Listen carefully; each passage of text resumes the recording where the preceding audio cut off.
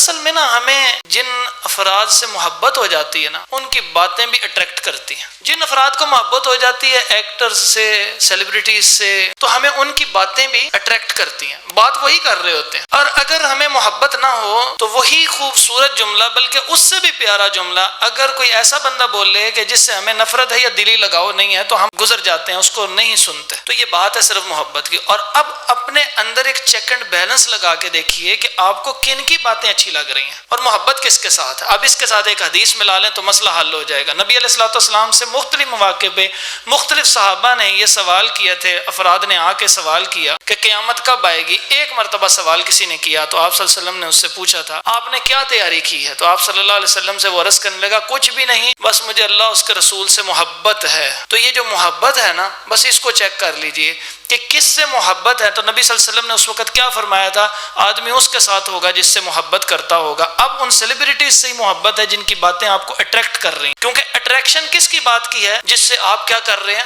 محبت کر رہے ہیں. تو اس کا مطلب اگر ان کی باتوں کی اٹریکشن ہو رہی ہے تو آپ ان سے محبت کر رہے ہیں، تو محبت کرنے والا اس کے ساتھ ہوگا کہ جس کے ساتھ وہ محبت کرتا ہے.